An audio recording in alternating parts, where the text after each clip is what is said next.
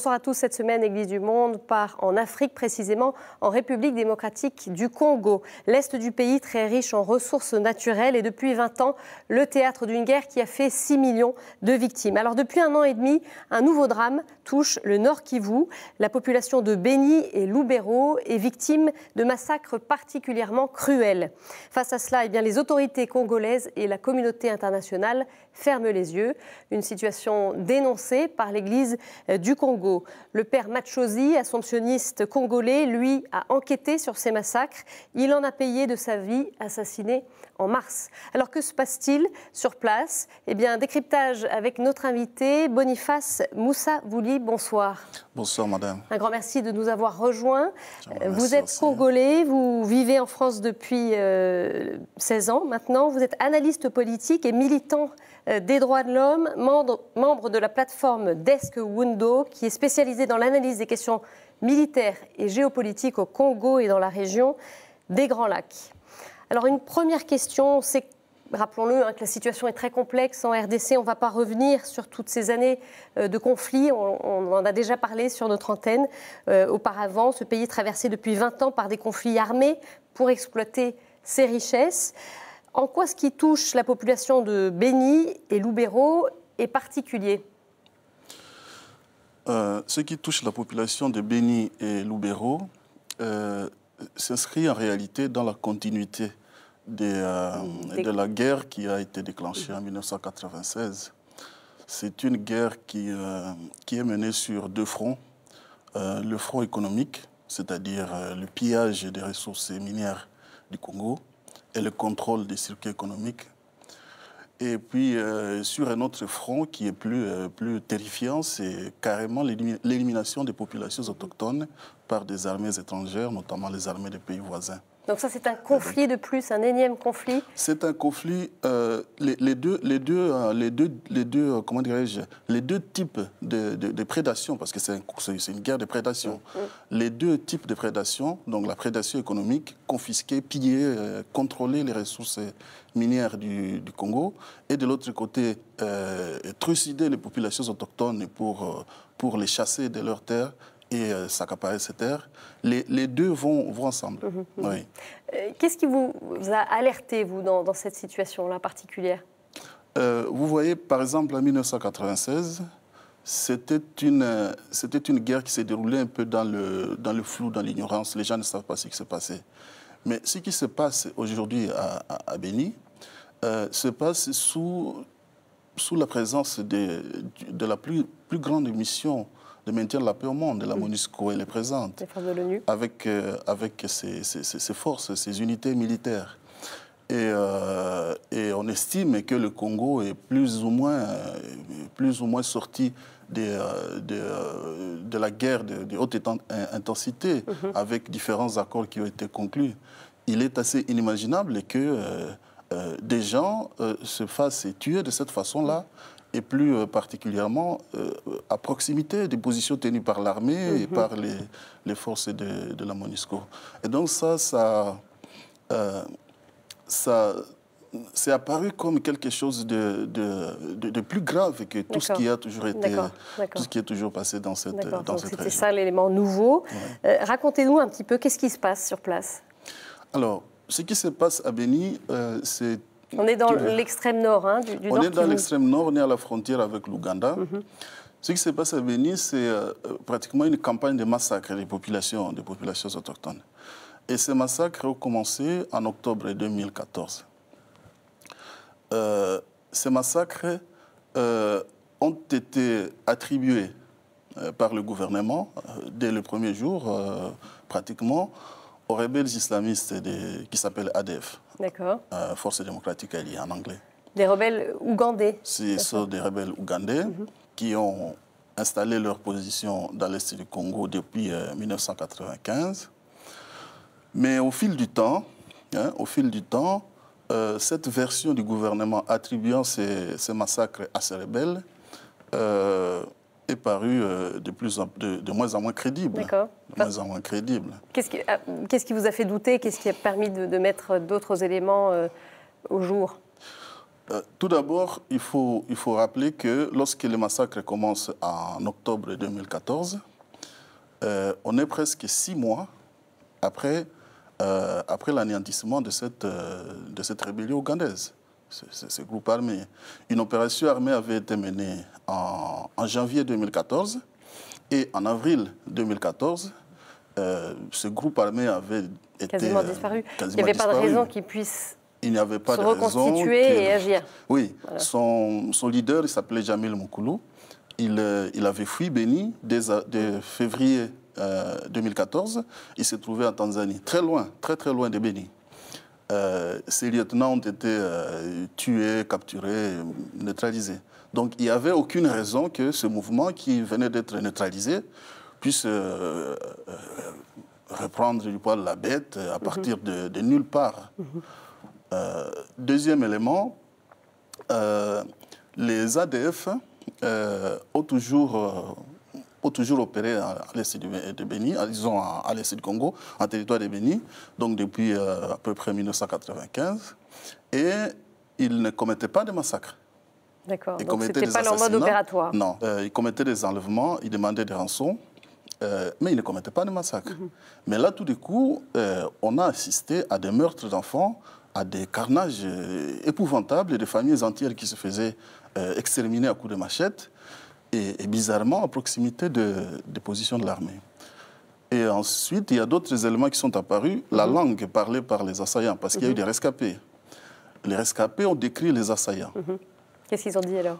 Alors, ils ont décrit les assaillants comme des militaires habillés en uniforme de l'armée congolaise et s'exprimant en Kinyarwanda. Le Kinyarwanda, c'est une langue qui ne se parle pas à Béni.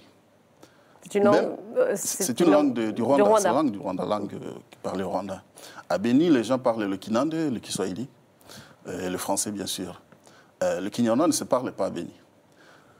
Et les ADF, ces rebelles ougandais, eux non plus ne parlaient pas Kinyarwanda. Ils parlaient le Luganda, la langue ougandaise, et le Kiswahili. Et la population de Béni connaissait très bien les ADF.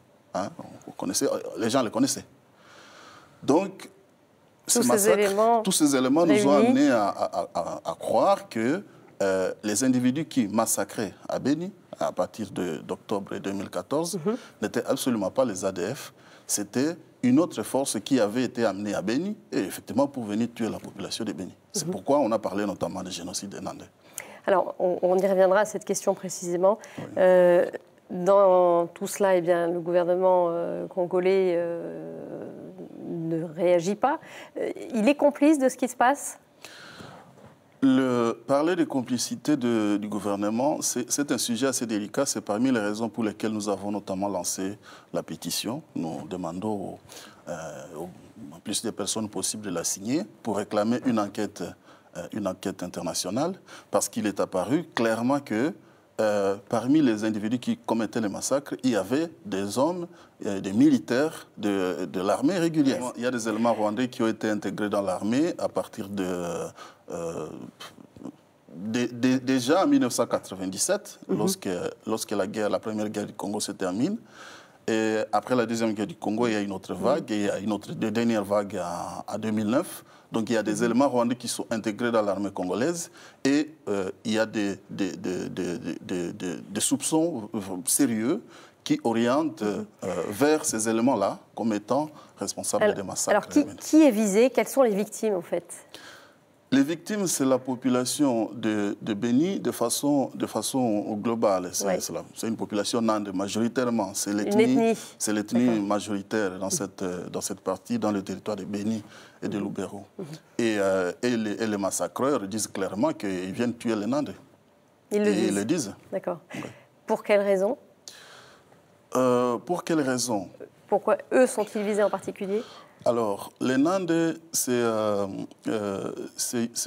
groupe ethnique qui a la particularité de s'être toujours opposé aux ambitions hégémoniques des pays voisins, le Rwanda et l'Ouganda, à la présence de leurs militaires sur le sol congolais. Et donc, nous pensons, mais tout cela sera peut-être clarifié si une enquête internationale est déclenchée, Nous pensons qu'il y a une volonté de briser cette communauté ethnique par des massacres, de l'affaiblir et au besoin de disperser cette population pour libérer des espaces et faciliter le projet qu'on appelle le projet de balkanisation du Congo, c'est-à-dire une annexion des régions de l'Est du Congo à ces pays voisins, le Rwanda et l'Ouganda notamment. Alors, l'ethnie des Nandais, elle compte environ 4 millions de personnes. Depuis octobre 2014, eh bien, 95% des victimes de ces massacres survenus dans le territoire de Béni et Lubero sont des Nandais. En mai dernier, les évêques de l'Est du Congo ont dénoncé un climat de génocide. On en parlera avec vous tout à l'heure, mais on écoute avant cela les propos, l'analyse, le regard du père Emmanuel Kaindo, qui est le prêtre assomptionniste vicaire général de la congrégation des Assomptionnistes à Rome. Je ne suis pas habilité à parler à qualifier ce massacre de génocide. J'aimerais juste dire que la manière dont ces personnes sont tuées et le mode opératoire rappellent le génocide rwandais. Imaginez, par exemple, grosso modo, qu'est-ce qui arrive? Des femmes sont violées, des personnes adultes, enfants, femmes, vieilles personnes sont égorgées, d'autres sont décapitées, des femmes enceintes sont éventrées, on retire le fœtus du ventre de la maman, on les jette contre le mur, on brûle vif des gens et on détruit des infrastructures humanitaires, comme par exemple des écoles, des hôpitaux. On chasse des populations de leur milieu de vie. Alors, c'est à vous, me semble-t-il, de trouver les termes qui qualifient ces actes barbares. Voilà, pour vous, Boniface Moussavouli, est-ce qu'on peut parler de génocide des Nandais? Est-ce que c'est le terme adapté? Je pense qu'on peut parler de génocide. Mais c'est une accusation qui est assez lourde, surtout dans la région des Grands Lacs, où il y a eu déjà le génocide rwandais. Et donc, on prend énormément de précautions. Tout ce que nous souhaitons, c'est qu'il y ait quand même des enquêtes, il y a quand même une enquête internationale pour comprendre la motivation des individus qui ont d'abord planifié ces massacres, parce que ces massacres se commettent de façon tout à fait planifiée. Il y a des massacres qui durent un après-midi. Donc les individus arrivent, ils rassemblent la population de façon calme, tranquille, et ils se mettent à tuer les enfants, les adultes, les femmes, jusqu'à éliminer tout un village. Donc il y a une planification. Or, la définition du génocide, le génocide repose sur à peu près sur au moins deux éléments. Oui. Une planification et une exécution, une volonté d'éliminer une population et la mise en application de cette volonté. Et la façon dont nous voyons ces massacres se commettre nous indique clairement qu'il y a une volonté d'éliminer les populations et la mise en application systématique de cette volonté. Ces massacres durent depuis un an et demi, de façon répétée, pratiquement chaque mois, chaque semaine. Vous voyez arriver des gens bien préparés, rassembler la population et la tuer une personne après l'autre. J'imagine, à travers votre plateforme, que vous avez essayé de sensibiliser des autorités, peut-être en Europe, je ne sais pas. Voilà, pourquoi est-ce que rien n'est dit du côté de la communauté internationale, selon vous? Sur le Congo, il y a une sorte de loi de silence. Il y a une sorte de loi de silence depuis le début, depuis 1996. C'est qu'on ne veut vraiment pas parler de cette hécatombe-là de 6 millions de Congolais qui sont morts. C'est un dossier énorme parce que derrière ces massacres, il y a de gros intérêts. L'Est du Congo est une région très riche. Une des régions les plus riches du monde. Où on trouve notamment d'immenses gisements, notamment du coltan, qui est utilisé dans la fabrication de nos téléphones portables. Il y a des gros intérêts derrière, et l'exploitation de ces minerais s'accompagne de cette terreur permanente contre la population pour que la population ne puisse pas réclamer, savoir où vont nos minéraux, pourquoi nous n'avons pas de routes, pourquoi nous n'avons pas d'écoles, pourquoi nous n'avons pas d'hôpitaux, alors que nous exportons, notre pays exporte les minéraux les plus précieux, les plus chers du monde. Et donc, il y a dans les instances internationales une sorte de loi du silence pour qu'on ne puisse jamais ouvrir le dossier sur les massacres des Congolais, parce que si ce dossier est ouvert, il y a des multinationales qui vont être éclaboussées, il y a des hommes politiques qui vont être éclaboussés, il y a des gouvernements entiers qui vont être éclaboussés. Et donc, on entretient ce silence de façon systématique, y compris dans les médias d'ailleurs. Je vous remercie de m'avoir invité sur votre plateau. Alors, parmi ceux, en tout cas, qui font entendre leur voix, il y a aussi l'Église du Congo, qui reste un repère, un point d'ancrage fort. Voilà. Qu'a-t-elle fait depuis ces événements? Comment a-t-elle soutenu la population?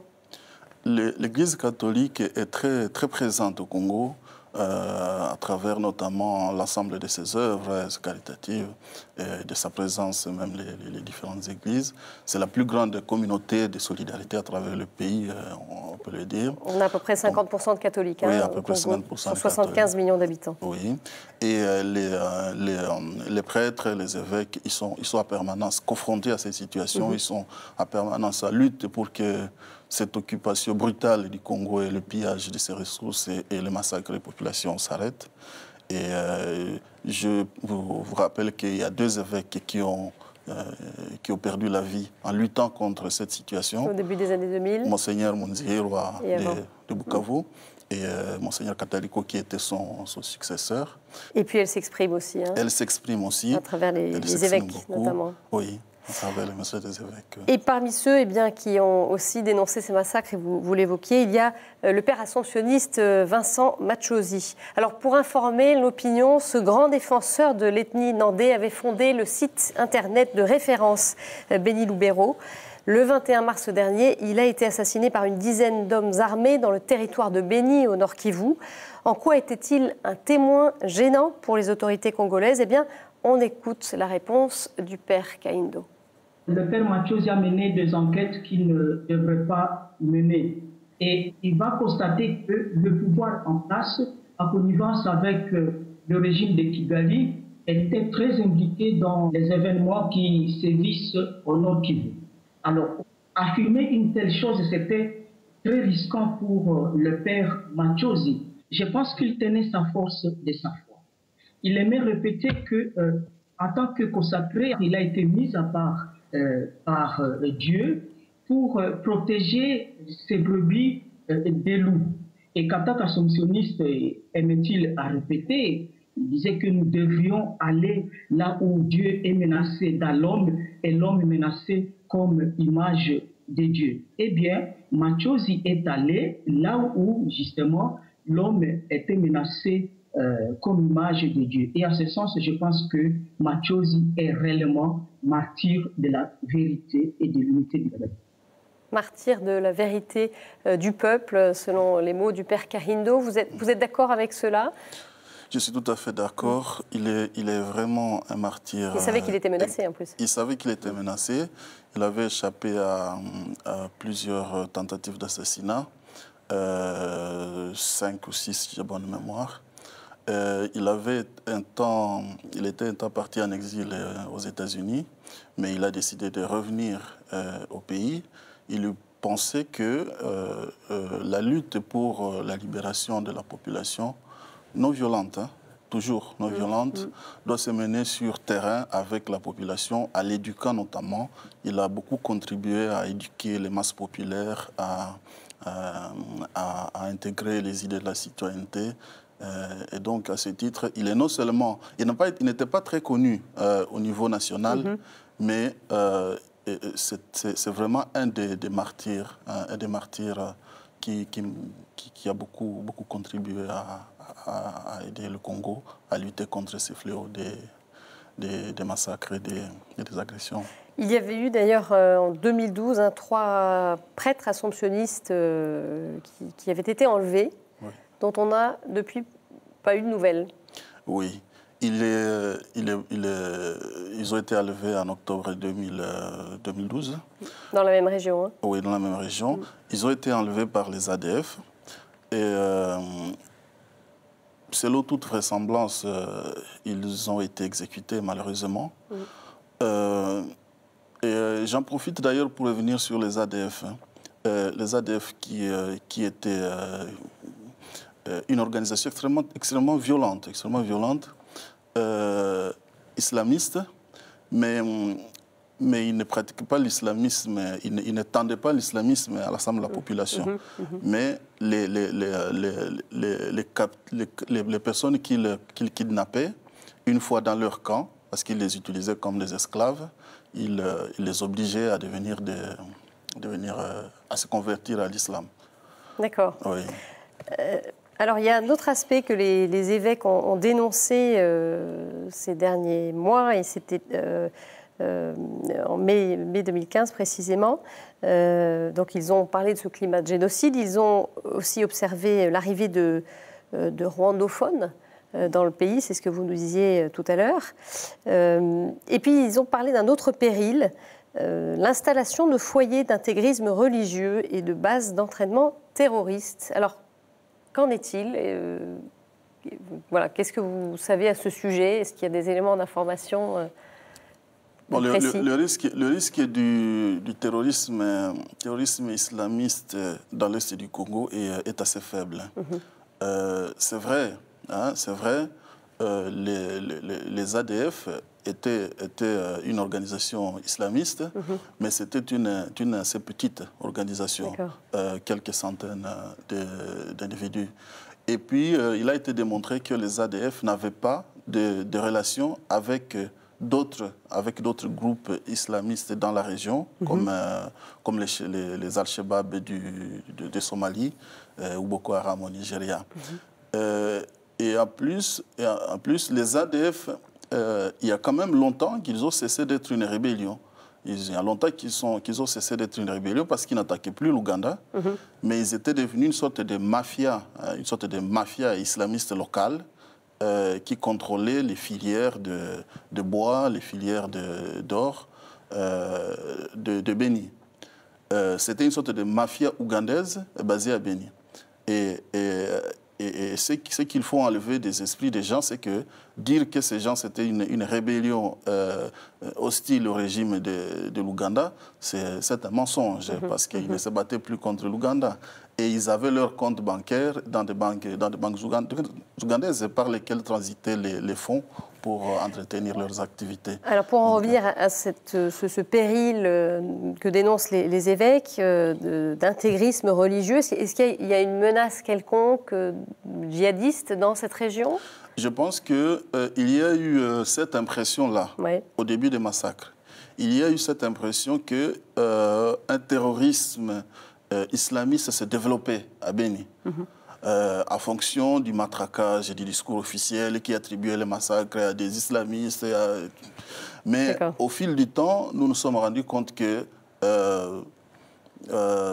c'était un mensonge, c'était une fausse impression. En réalité, les massacres n'étaient pas commis par ces islamistes, mais bien par des éléments qui se faisaient passer pour des islamistes alors qu'ils ne l'étaient pas. Indépendamment de ça, donc il n'y a pas une vraie menace à ce jour? Il y a une menace islamiste assez faible au Congo, parce que le Congo, c'est un pays majoritairement chrétien. L'islam, c'est à peu près même pas 2% de la population. Il n'y a pas de grosses communautés musulmanes au Congo. Il n'y a pas d'imam radical au Congo, à ma connaissance. Et il n'y a jamais eu de soulèvement populaire des masses musulmanes contre les autorités. Donc, parler d'un islamisme, d'un terrorisme islamiste au Congo, je pense que c'est pas maintenant. C'est pas maintenant. Oui. Le risque, il est assez faible. Mais quand même, il est possible que les gens qui entretiennent des troubles dans cette région fassent venir des tueurs de n'importe où. Oui.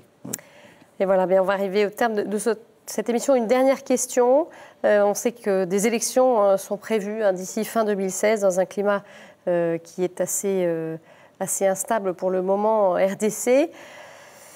Vous, quels sont vos espoirs pour la paix dans votre pays et qu'est-ce que on peut faire, nous, ici, chrétiens en France? Il y a vraiment des raisons de s'inquiéter parce que les élections risquent de ne pas se tenir, en tout cas pas comme on s'y attendait, parce que les autorités multiplient des stratagèmes pour retarder le plus possible la tenue des élections. Et il y a une acquisition d'armes, une militarisation du régime qui est assez impressionnante. À côté, le gouvernement dit ne pas avoir les moyens pour financer les élections alors qu'il se procure des armes. Donc il y a vraiment un climat inquiétant au Congo. Il y a de vraies raisons de s'inquiéter sur ce qui se passe au Congo. Mais je crois que ce qui est important, c'est qu'il faut que l'opinion internationale, les gens, les chrétiens et toutes personnes de bonne volonté,